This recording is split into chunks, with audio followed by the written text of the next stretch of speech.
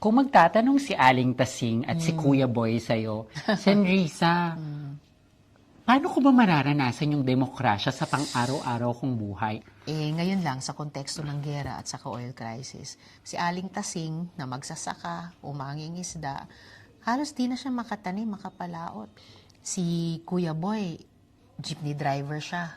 Halos hindi na siya makapamasada kasi ang mahal nga din ng diesel. Democracy would mean nakaka-access pa siya ng pataba para magpatuloy makapagtanim. May nabibili pa siyang sapat na diesel para yung bangka ng pamilya nila nakakapalaot pa at nakakahuli pa ng isda para sa pagkain nila at para ding ibenta sa palengke.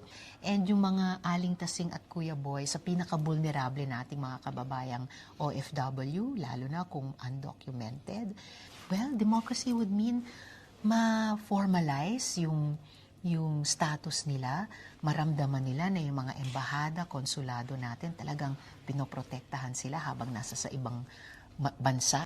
At kapag eventually magdesisyon man sila magbalik bayan sa atin, alam nilang may mauuwian sila dahil ang demokrasya would mean yung hinulugan nila para sa pensyon, hinulugan nila para sa health insurance, sa iba't ibang bansa sa mundo, pag uwi nila sa Pilipinas, ma-enjoy nila. So, kailangan ganun ka konkreto, ganun ka nararanasan, ganun ka nararamdaman. At kahit yung mismong pag-comment sa social media, Yeah. yung ability mo to actually say your stand and your piece in a respectful manner is also a form of democracy, right? It is. Yun yung demokrasya na sana dapat maipanumbalik natin sa kultura natin.